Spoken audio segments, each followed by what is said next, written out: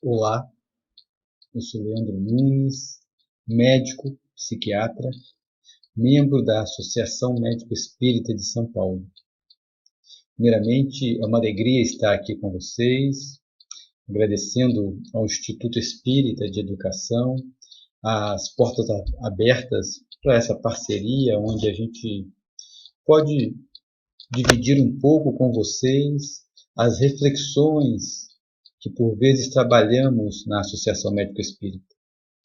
Em especial, o tema desta noite toca a uma realidade que nos últimos 2 anos tem se feito cada vez mais impactante em nossas vidas. A pandemia, o Covid-19, realçou ainda mais muitas de nossas necessidades, tanto necessidades individuais como sociais, tanto na particularidade de nossas vidas, quanto na existência coletiva que habitamos. Uma dessas necessidades toca diretamente e particularmente a cada um de nós. Refere-se à nossa saúde mental. Cada vez mais a atenção com a saúde e com os cuidados devemos ter para conseguir a tão almejada qualidade de vida, a boa qualidade de vida, vai nos fazendo olhar não só para a saúde física, mas também para a saúde mental. Quem que durante esses últimos meses não se sentiu em algum momento mais preocupado, mais inseguro com as questões que temos vivido, questões econômicas, questões de saúde?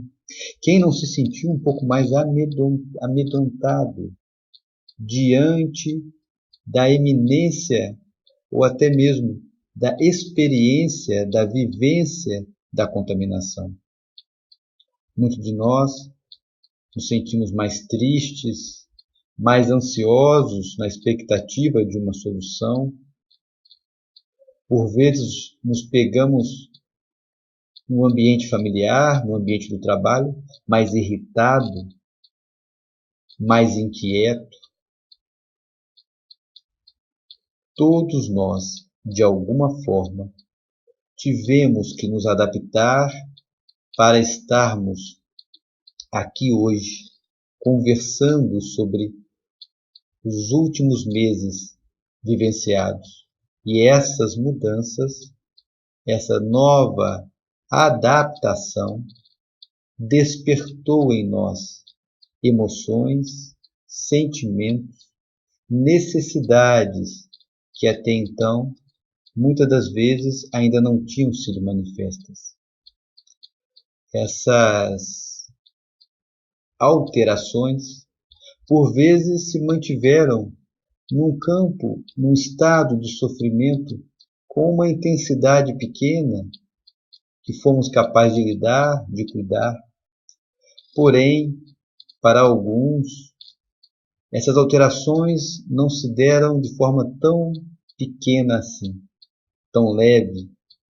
Passaram então a desenvolver perturbações, descompassos, transtornos em sua vida mental, necessitando de cuidado e de atenção especializada. Isso vai ficando mais evidente para nós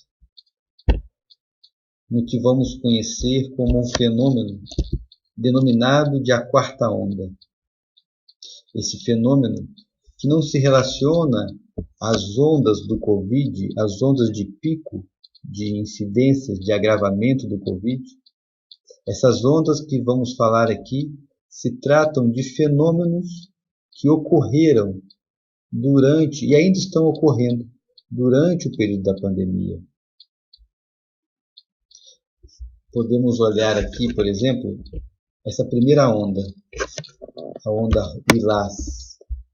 ela vai representar os casos de Covid, que tem em algum momento o seu crescente e agora o seu momento de declínio, que vamos vivenciando aqui no Brasil também. A segunda onda, a onda de coloração verde, é o crescimento dos casos de outras doenças não Covid. Porque mesmo a gente tendo esse número crescente de casos de Covid, outras doenças também continuaram surgindo. Mas com a atenção focada para as necessidades do atendimento à pandemia, os casos não Covid passam a se acumular e também a crescer. Algo parecido também se dá no que nós vamos chamar da terceira onda, essa onda azul, que está relacionada às doenças crônicas, doenças já existentes, que se manifestam pouco depois do pico da onda lilás. Então ela começa a surgir, o seu crescente vai se dando um tempo depois, mas mostra para nós o quanto que a necessidade de focar a atenção na onda lilás traz impacto em outras áreas da saúde. E aí surge então um fenômeno que vamos conhecer como o fenômeno da quarta onda, essa onda vermelha, que diferente das outras, tem o seu crescente, mas nós não enxergamos ainda o seu declínio. Essa quarta onda se trata dos casos relacionados aos transtornos dentro da saúde mental. Essas alterações ainda estão sendo analisadas, embora já percebidas, e transformadas em material de estudo. E um deles representa para nós aqui o quanto que na pandemia, tanto homens quanto mulheres se sentiram prejudicados dentro do que toca à saúde mental no período de manifestação mais aguda da Covid. Vejam que nessa pesquisa, então, 55% referem um prejuízo que teve a sua saúde mental, ainda que um pouco, mas sim prejudicada. 18% vai sinalizar que esse prejuízo ou essa percepção de ter a saúde mental prejudicada não foi um prejuízo pequeno, mas sim prejudicou bastante a sua vida mental. Números que ficam parecidos quando a gente vai tentar enxergar tanto no universo masculino quanto no universo feminino. Porém, as mulheres vão representar ou vão destacar como uma percepção de que foram mais prejudicadas ou tiveram um prejuízo bastante significativo quando se tratou das questões envolvendo a sua saúde mental no período da pandemia. Enquanto os homens detectam um número de 13,18%, as mulheres já vão estar falando de 25%. E aí, muitas das vezes, vale buscar interpretar, entender melhor esses números e também o quanto que a vida de sobrecarga já existente dentro da vivência da mulher não se tornou ainda mais sobrecarregada nesse período, sendo possivelmente esse um dos elementos a trazer essa percepção do quanto que a pandemia prejudicou de forma bem significativa a sua saúde mental. Algumas universidades têm lançado também um pouco do que tem já sido possível pesquisar dentro do campo da saúde mental e do impacto sofrido no período da pandemia. Veja, a Universidade do Estado do Rio de Janeiro registra um aumento de 90% dos casos de depressão no Brasil. Crise de ansiedade e estresse agudo praticamente dobrou. A Fiocruz vai registrar que 18% dos brasileiros aumentaram o consumo de álcool. E essa é uma percepção que fica muito clara, muito presente nas nossas redes sociais, por exemplo. O quanto que nós vemos pessoas com o hábito de uso do álcool, por exemplo, ao final de semana, passando a fazer desse uso álcool diário. O estar em casa, ou ter que ficar só em casa, ou trabalhar só em casa, o desgaste trazido por esse movimento, encontrando muitas das vezes, no final do dia, a necessidade de um repouso, de um descanso, de um respirar, e aí o uso do álcool como uma estratégia para esse relaxamento. A USP vai falar que houve um aumento de 40,8% do consumo de tabaco e de outras drogas. Vejam, o que nós, então, vamos identificando como uma percepção próxima a nós, diante de conversas, de escutas de familiares, de pessoas do ambiente de trabalho, vão sendo cada vez mais também perceptíveis a ponto de serem capazes de tornar um número impactante nas pesquisas. Então, esse fenômeno que envolve as alterações do campo mental, da saúde mental, não está simplesmente vinculada a grupos pequenos, mas cada vez mais tomando a todos, ou a um grande número do todo que participou e que ainda participa dos fenômenos pandêmicos. A Associação Brasileira de Psiquiatria lança então uma pesquisa para os seus associados, buscando entender um pouco o como e o quanto está sendo identificado nos consultórios a procura pelo atendimento psiquiátrico. E aí a gente vai ter registros como esse de 67% de psiquiatras responderam que receberam pacientes novos, então pacientes que nunca tinham procurado aquele profissional após o início da pandemia. Pessoas que nunca haviam apresentado sintomas psiquiátricos antes.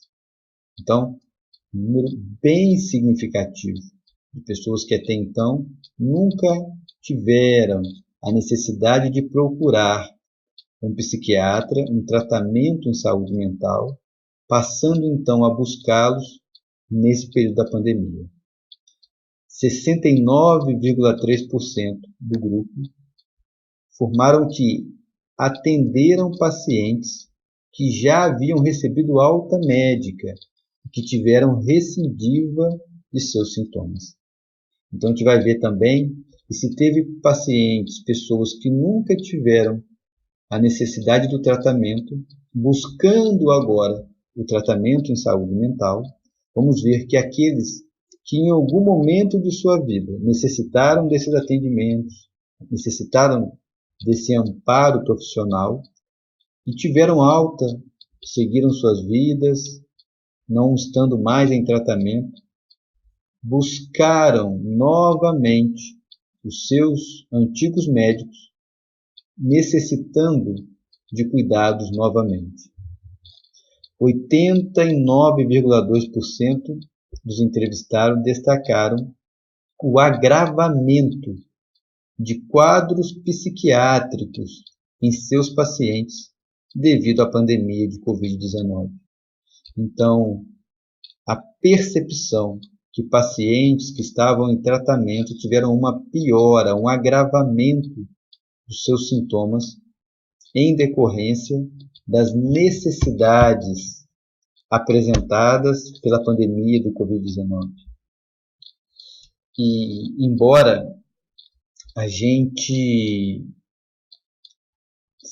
tenha reconhecido esse aumento, a busca também mais intensificada pelo cuidado em saúde mental, a gente sabe que ainda existe um olhar muito cheio de preconceitos, de julgamento, quando se fala nos transtornos mentais. Muitas das vezes, a gente vai ver a desinformação sendo um elemento a complicar os quadros psiquiátricos. A desinformação impedindo ou dificultando a busca pelo tratamento. Aquilo que tem que ficar escondido muitas das vezes. Eu não posso me mostrar fraco, eu não posso me mostrar triste, eu não posso me mostrar uma pessoa inadequada, passando por dificuldades, porque isso vai contra o que se socialmente entende como importante, estar bem, estar apto, estar produtivo. O quanto que também as questões que envolvem a saúde mental é, por muitos, ignorado. Ignorado no sentido de não conhecer, mas também ignorado no sentido de não querer olhar para aquilo, como uma fragilidade. O medo como um elemento a nos distanciar das necessidades de amparo, de cuidado, o medo de não ser compreendido por estar passando por um momento de depressão, um momento de ansiedade, o medo por ter um emprego perdido, o medo por ver que dentro de si referências de segurança não estão mais sendo identificadas, a construção de um tabu social aonde quem precisa de cuidados da saúde mental são os loucos, aqueles que estão desconectados da realidade do mundo, o estigma social sendo também um fator de afastamento, de deslocamento dos cuidados na saúde. O pecado, visto como a falta de fé, aquele que tem depressão, porque não tem fé, não reza, não tem na crença em Deus a força para se sustentar. E o quanto esse discurso, por vezes, é muito presente ainda dentro de movimentos que buscam ter um entendimento mais racional do que é a fé. E vai se dando um silêncio que não esconde a dor, não esconde o sofrimento, não esconde o desamparo daquele que ali vivencia. E se parássemos por aí, se esses elementos que por vezes prejudicam a busca pelo tratamento fosse o único ponto que nos preocupasse, se esse estigma, se essa ignorância, se essa falta de coragem parasse e fosse nele o único problema, não encontrar a ajuda psiquiátrica, não deixaria de ser problemático. Mas não para por aí. Desse movimento, algo se manifesta. O suicídio. A dificuldade, o medo, o preconceito aumenta ainda mais quando falamos do suicídio.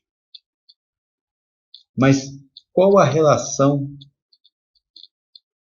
como entender a relação entre o transtorno mental e o suicídio? Qual a relação entre os preconceitos existentes na busca pelo tratamento de saúde mental e o suicídio? A relação vai se dar nas pesquisas mostrando que 90 a 99% dos casos de suicídio se dão por pessoas que estão passando por algum transtorno mental. Desses casos, 35% estão relacionados aos transtornos de humor, 22% relacionados ao uso de algum tipo de substância, de álcool, de cocaína, de maconha, 11% por transtorno de personalidade, 10% por transtornos que envolvem a esquizofrenia. E a OMS vem então nos alertar que o estigma social direcionado aos transtornos mentais impede a procura de ajuda e, em alguns casos, aumentam significativamente o risco de suicídio. E veja como esses números são tocantes e impactantes na nossa realidade. 1 milhão de pessoas se suicidam todos os anos no mundo. A cada 40 segundos, uma pessoa comete suicídio. Já estamos aqui conversando talvez há uns 15, 20 minutos. Vejam quantas pessoas já cometeram suicídio nesse tempo. A cada 3 segundos, uma pessoa tenta contra a própria vida. Essa é a terceira causa de morte de pessoas com idade entre 15 e 35 anos. Cada suicídio causa sérios impactos na vida de pelo menos mais 6 pessoas. Mais 6 pessoas que por vezes desenvolvem um transtorno também dentro do campo das suas emoções, uma depressão, por aquela pessoa próxima que realizou o suicídio. E se por um lado temos a ciência nos trazendo essa relação dos transtornos mentais com o suicídio, vamos entendendo que a visão do ser imortal nos alerta, nos convida a olhar com mais profundidade ainda sobre essa temática. Emmanuel, no livro Religião dos Espíritos, vai dizer o seguinte: segundo o tipo de suicídio, direto ou indireto, surgem as distonias orgânicas derivadas, que correspondem a diversas calamidades congênitas, inclusive a mutilação e o câncer, a surdez e a mudez, a cegueira e a loucura, a representarem terapêutica providencial na cura da alma. Então vejam, se por um lado nós temos a ciência apresentando os transtornos mentais como um fator de risco para o suicídio, nós vamos ver que no entendimento do ser imortal, do ser que no seu processo evolutivo vivencia reencarnações, a passagem para o mundo espiritual através do suicídio é um fator de risco para o desenvolvimento do transtorno mental. E veja, Emmanuel vai um pouco além disso. Com seu olhar naturalmente desprovido de uma postura preconceituosa, discriminativa, ele identifica e nos alerta que os agravos mentais funcionam como processo terapêutico providenciais para a cura da alma, convidando-nos a rever ainda mais o conceito que trazemos sobre os transtornos mentais e as necessidades de uma cura que nos toca de forma muito mais profunda, que atenta às nossas necessidades como ser espiritual, mostrando que, na maioria das vezes, um ato de tão desespero e de tanta dor como é o suicídio pode ser prevenido. E a prevenção se dá pela mudança na nossa forma de olhar. Na forma de olhar menos preconceituosa para as questões que envolvem a saúde mental. E o início disso, o primeiro passo para esse processo, se dá no movimento que fazemos, no questionamento que trazemos de como anda a minha saúde mental.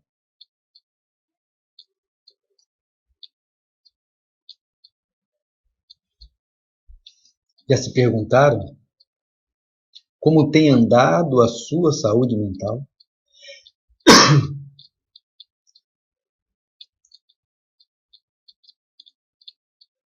Entendo que, por vezes, muitos de nós nem sabemos como fazer, ou acreditamos não saber.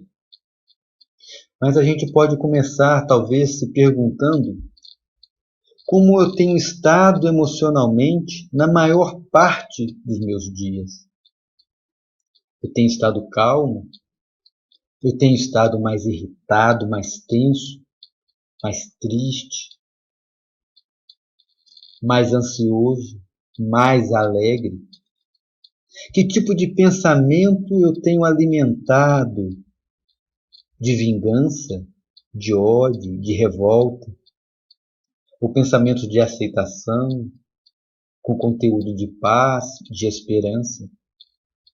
Como eu tenho me sentido junto às pessoas com que convivo, no meu ambiente de trabalho, no meu ambiente familiar? Como eu tenho me sentido indiferente? Tenho brigado muito nesses espaços? Tenho sido uma pessoa que harmoniza as situações? Tenho tido tolerância com as dificuldades, com as limitações apresentadas? Como eu tenho, dentro dos aspectos emocionais, mentais, respondido aos desafios que a pandemia tem me apresentado? O quanto eu tenho conseguido despertar em mim recursos para melhor lidar com os momentos atuais.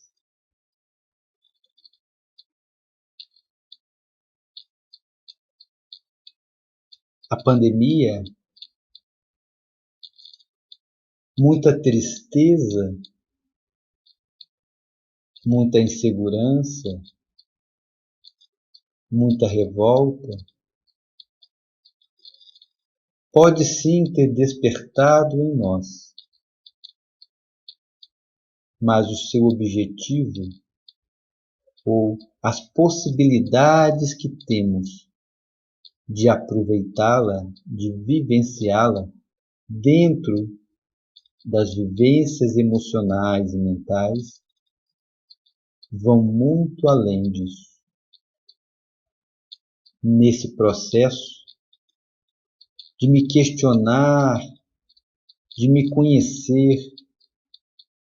Nesse processo de cuidado, de atenção com a minha vida, com a minha saúde mental, eu vou me colocando em um contato mais verdadeiro com o que eu realmente sou.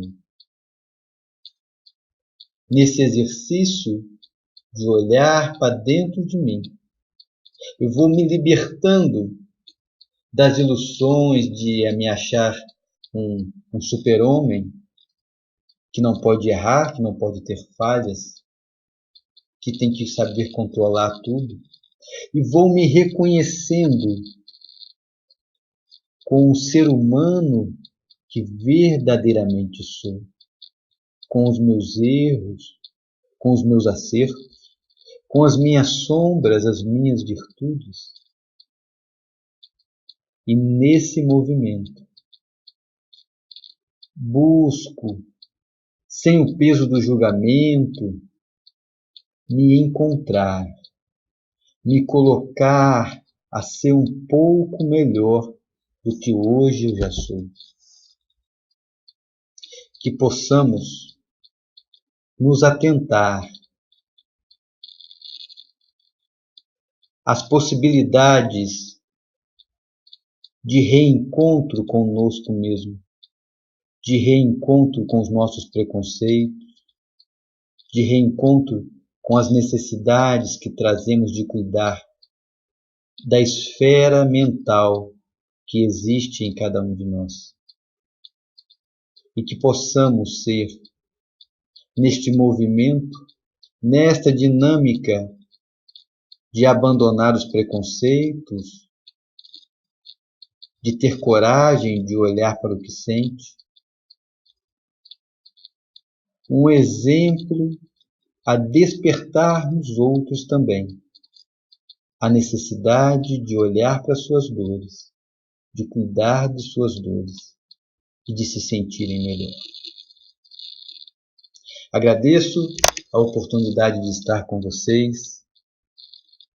É sempre uma alegria poder dividir um pouco do que de alguma forma